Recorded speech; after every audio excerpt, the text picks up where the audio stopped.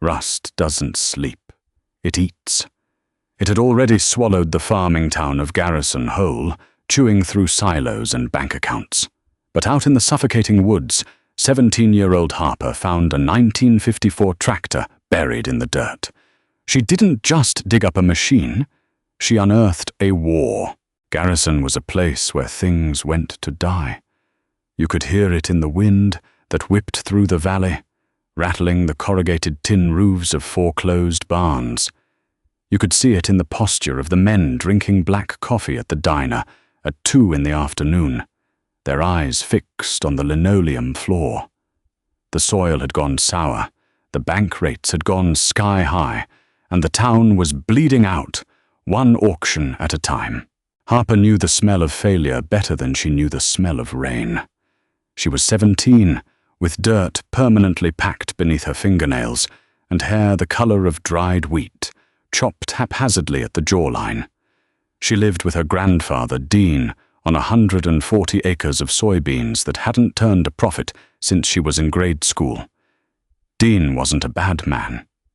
He was just empty. The farm had hollowed him out, taking his wife to cancer and his son, Harper's father, to the highway, leaving behind a ghost in faded denim who spent his days staring at a ledger that only ever glowed red. It was late October when Harper went into the woods. She didn't go for a walk. She went to escape the sound of Dean coughing in the kitchen, a wet, rattling noise that sounded exactly like the John Deere they had sold for scrap the month before. The woods at the edge of their property were dense, choked with invasive briars and poison ivy. Nature was taking the land back, erasing the neat, ploughed lines of human effort with violent indifference. Harper carried a machete, hacking at the undergrowth just to feel something give way beneath her own strength. She swung until her shoulder burned, until her breath came in ragged gasps, until the woods fell silent around her. That was when her boot struck metal. It wasn't a rock. It didn't yield like wood. It was a dull, heavy thud that vibrated up her shin. She dropped to her knees, clawing at the damp earth and decaying oak leaves. Her fingers scraped against cold, flaking iron. She dug faster, ripping up handfuls of soil, snapping pale, blind roots that had wrapped themselves around the object like fingers. Slowly, the earth gave up its dead. It was a tractor, specifically an old farmall, maybe from the mid-50s. It was a relic from a time before GPS-guided combines and corporate agriculture. It was small, completely devoid of a cab, just a narrow metal seat perched behind a steering wheel that had cracked into deep, jagged fissures resembling a dried riverbed. The rubber on the rear tires had rotted completely, leaving the heavy cast-iron rims sunken deep into the mud. A thick vine of wild grape had threaded itself through the rusted front grille, winding tightly around the exhaust pipe like a tourniquet. Harper sat back on her heels. The machine was orange, or at least it had been. Now it was the color of dried blood and neglect. It was junk. Any sane person in Garrison would tell you that.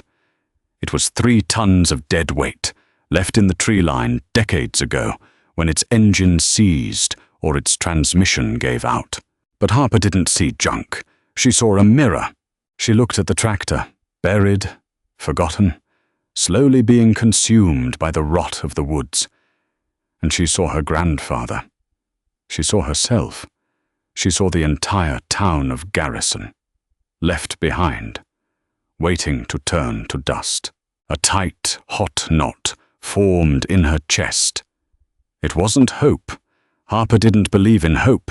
She was too practical for that. It was spite. Pure, unadulterated spite.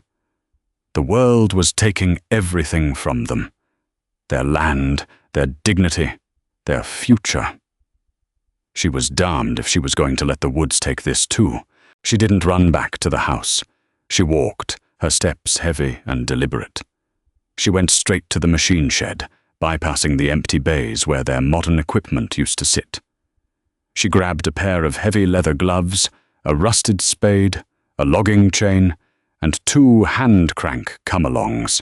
When she returned to the woods, she began to dig. She dug for 5 hours. She didn't stop when the blisters on her palms tore open, leaking clear fluid into the dirt. She didn't stop when the sun dipped below the tree line, plunging the woods into a deep, freezing blue. She dug until the cast-iron axles were exposed, until the earth was cleared away from the belly of the beast. The real problem was moving it. The tires were useless, and the tractor weighed more than a standard pickup. Harper backed their remaining vehicle, a beat-up 1998 Ford F-250 with a slipping transmission, as close to the tree line as she dared.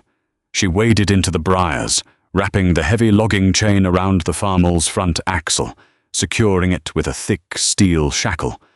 She attached the come-alongs to the base of a massive oak tree, ratcheting the winch to drag the tractor an inch at a time out of the deepest rut.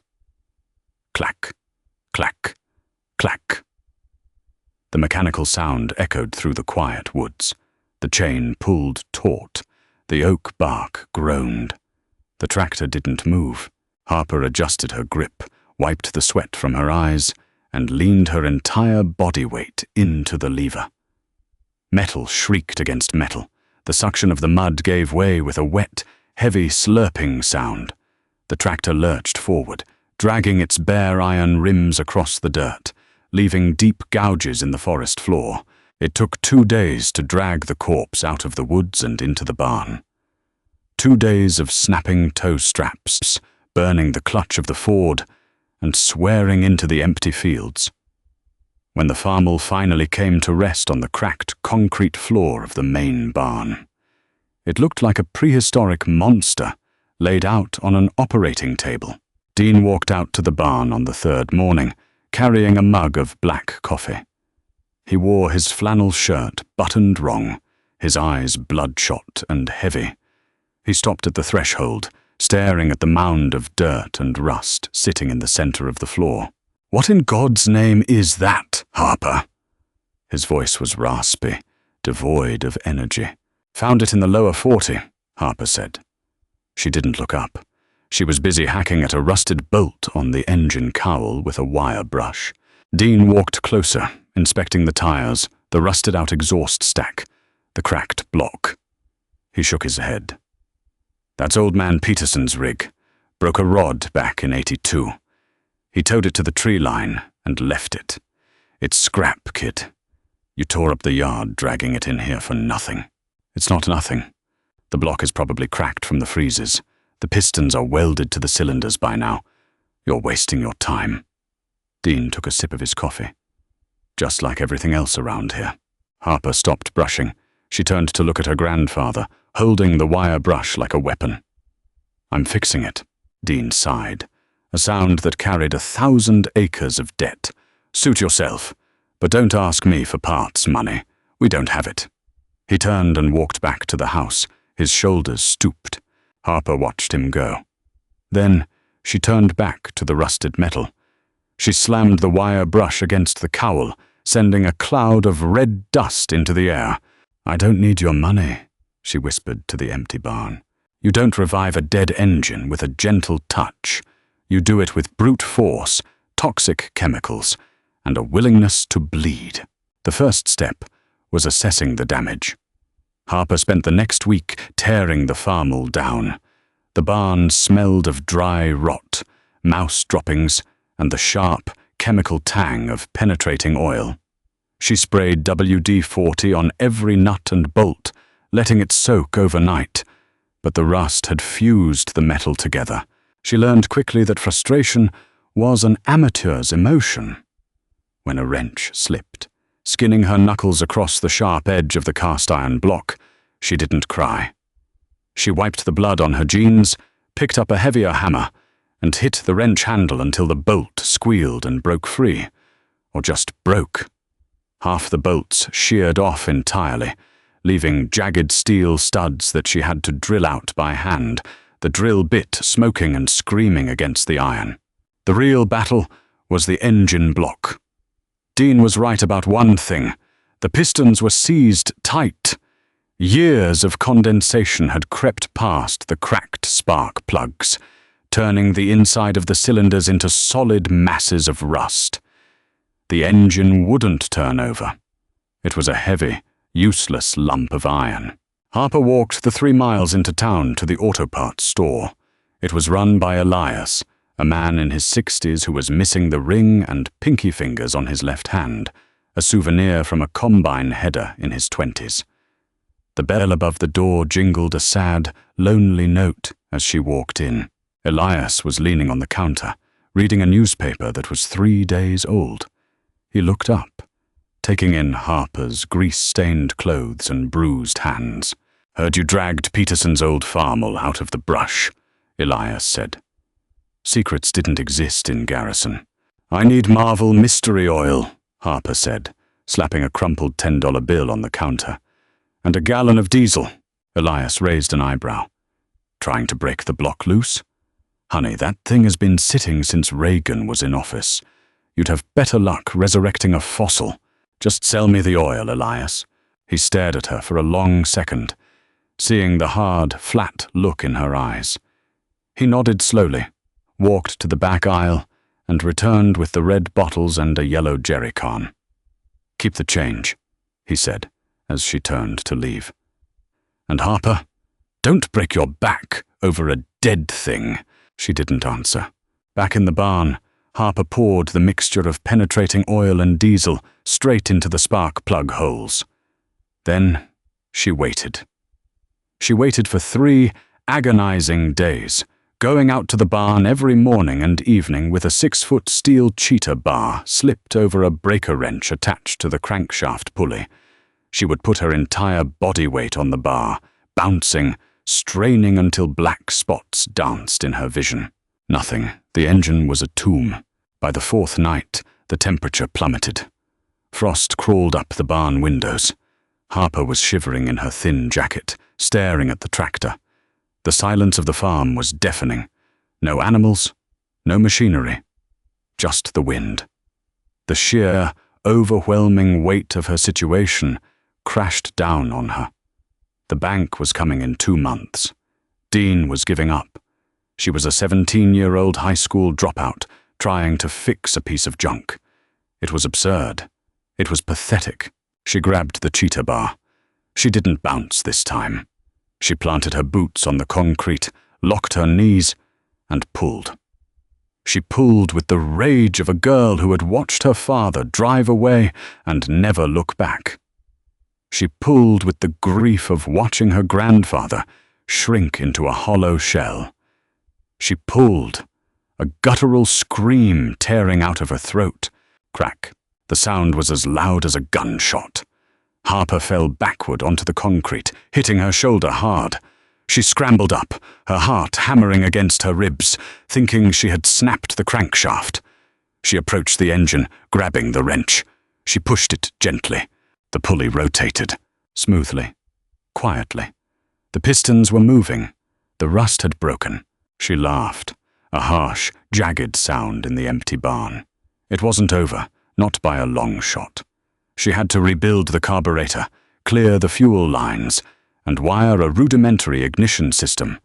But the heart of the machine was free. For the next 2 weeks, Harper barely slept. She smelled permanently of gasoline and grit.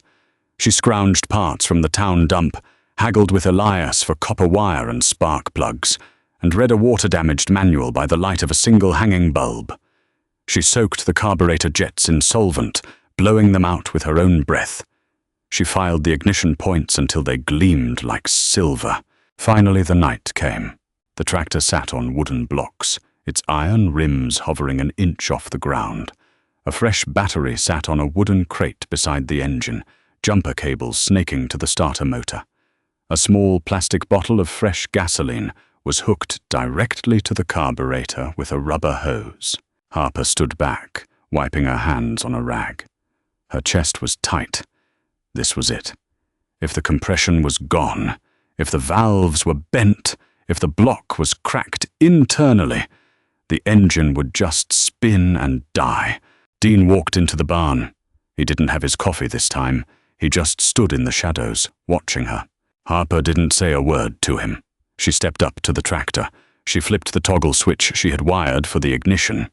She grabbed the positive jumper cable and touched it to the starter terminal. Click, whir.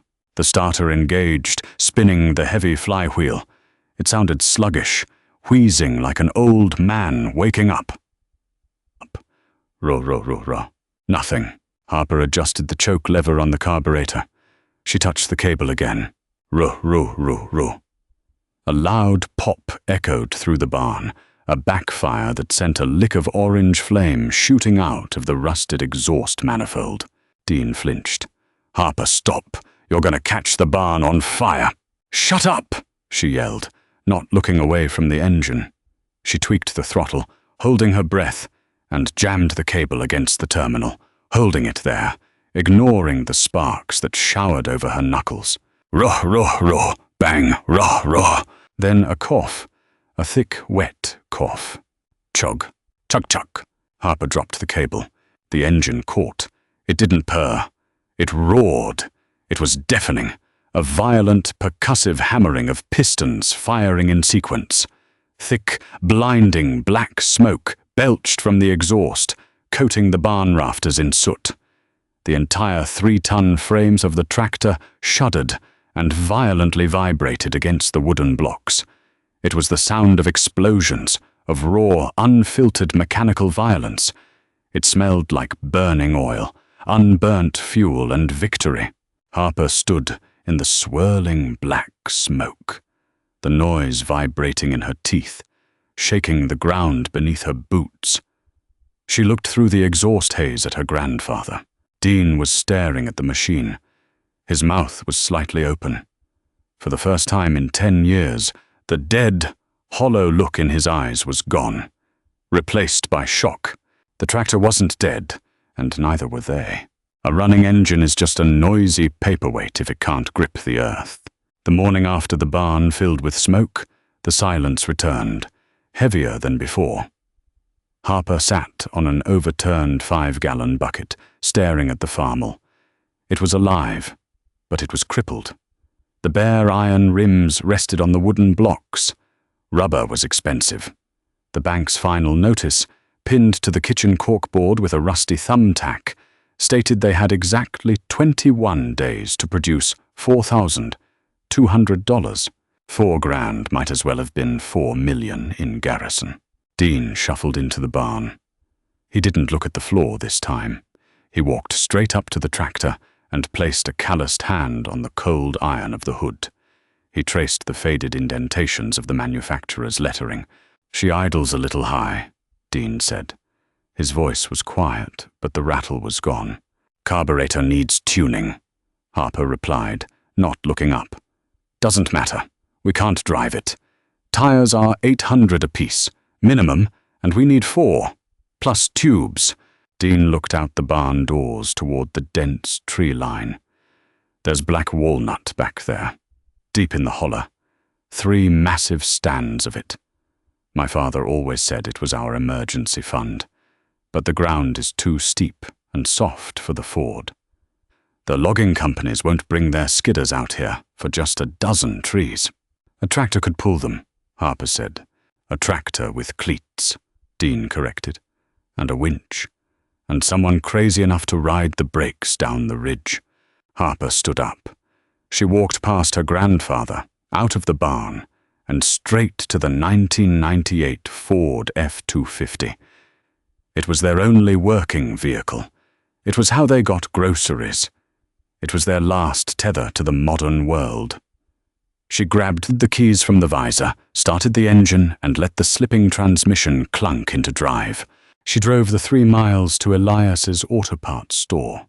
Elias was out front, sweeping dirt off the cracked sidewalk. He stopped when Harper pulled the truck into the gravel lot.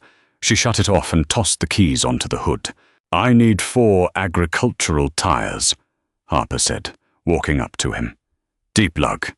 I need heavy-duty tire chains. And I need the PTO logging winch you've had sitting under the blue tarp behind your shop for 5 years. Elias looked at the keys on the hood of the truck, then back at Harper. That Ford is worth me $2,000 on a good day. The winch alone is worth $3,000. The winch is rusted shut, and you know it. It's been sitting in the mud since you closed your logging outfit. Harper shot back. The truck runs. The heat works. You can sell it to the scrap boys over in the next county. Deal or I walk. Elias stared at her. He looked at the hard set of her jaw, the grease permanently worked into her cuticles, the desperate, angry fire in her eyes. He sighed, rubbing his missing fingers with his thumb. You're going to get yourself killed pulling timber with a 50-year-old tricycle tractor, kid. That's my business, she said. Elias pocketed the keys. I'll have the flatbed deliver the tires and the winch in an hour. You're a damn fool, Harper. I'm a farmer, she said. The next 48 hours were a blur of agonizing physical labor. Mounting 1,000-pound tractor tires by hand with crowbars and soapy water is a job meant for machines, not a teenager and an old man. But Dean was there. He didn't complain when the heavy iron pry bar slipped, bruising his ribs. They worked in silence, a synchronized rhythm of leverage and sweat. They bolted the heavy steel winch to the rear power takeoff shaft. They filled the massive rear tires with a mixture of calcium chloride and water for ballast, adding hundreds of pounds of dead weight to keep the tractor grounded. On the morning of the 19th day before the bank deadline, Harper climbed onto the narrow metal seat. The temperature hovered just above freezing. A nasty, biting drizzle slicked the concrete. She hit the ignition. The engine roared to life, violently shaking the chassis. She depressed the heavy, stiff clutch pedal with both feet, jammed the transmission lever into first gear, and slowly let off the pressure. The massive rear lugs bit into the dirt. The farmall lurched forward, rolling out of the barn and into the grey morning light. It looked like a Frankenstein's monster of mismatched rubber, rusted iron, and heavy steel chains. Dean was waiting by the tree line, a coiled steel choker cable slung over his shoulder, an axe in his hand. He looked up at her, the rain dripping from the brim of his canvas hat. "Let's go cut some wood," he yelled over the deafening exhaust. The hollow was a nightmare of mud, rotting stumps and steep inclines. The ground was saturated, turning the earth into a thick, clinging paste that sucked at the tires. They found the walnut trees. They were giants, towering over the sickly oaks, their bark dark and deeply grooved. Dean worked the chainsaw, the two-stroke engine screaming as it bit through the dense, valuable wood. When the first massive trunk hit the forest floor, the ground shook. Now came the impossible part. Dean limped through the mud, wrapping the heavy steel choker cable around the base of the log. He hooked the end to the main line of the tractor's winch. He stepped back and gave Harper a sharp nod. Harper engaged the PTO lever. The winch drum began to spin. The steel cable snapped taut, vibrating with thousands of pounds of tension. The tractor groaned. The engine RPM dropped, bogging down under the immense strain. "Throttle!" Dean screamed. Harper slammed the throttle lever forward. The exhaust belched a thick plume of black soot. The rear tires spun, slipping in the mud, throwing heavy clods of dirt high into the freezing air. The log didn't move. It was dug into the hillside, refusing to yield. Harper slammed her boot onto the independent left brake pedal, locking the left wheel and forcing all the torque to the right. The tractor pivoted aggressively. She dumped the clutch. The massive rear lugs caught a root. The grip was instantaneous and violent. The front wheels of the tractor shot straight up into the air. Harper slammed back into the metal seat, her hands white-knuckling the steering wheel. If the tractor flipped backward, the crushing weight of the cast-iron frame would kill her instantly. It was the farmer's oldest nightmare. The sky spun dizzily above her. She didn't panic. She stomped the clutch. The front end slammed back down into the mud with a bone-jarring crash that rattled her teeth. The momentum jerked the steel cable. With a wet, tearing sound, the walnut log ripped free from its bed and slid a foot forward. "Again!" Dean roared, his eyes wide, adrenaline masking his age. Harper worked the machine like an extension of her own nervous system. She rode the clutch, balancing the torque perfectly on the ragged edge of a stall. She feather-tapped the independent brakes, walking the heavy iron beast backward, up the steep incline, dragging the 3-ton log behind her, inch by agonizing inch. It took them 3 days to pull 12 logs out of the holler. They worked from before dawn until the headlights of the tractor cast long, eerie shadows across the staging area. They ate cold canned soup in the freezing rain. Harper's hands bled inside her gloves, the skin raw from the frozen steel steering wheel. Dean's limp grew worse, but he refused to stop setting the chokers. The tractor never quit. It overheated, it coughed, it leaked oil from a dozen dry, rotted seals. But it pulled with the stubborn, brute force refusal to die. On the day before the deadline, a flatbed semi-truck lumbered up their gravel driveway. The timber buyer stepped out, a man in a crisp coat who looked completely out of place in the mud.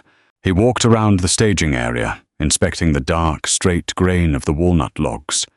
He didn't look at the rusted tractor. He didn't look at Harper's exhausted, mud-caked face or Dean's trembling hands. He just did the math.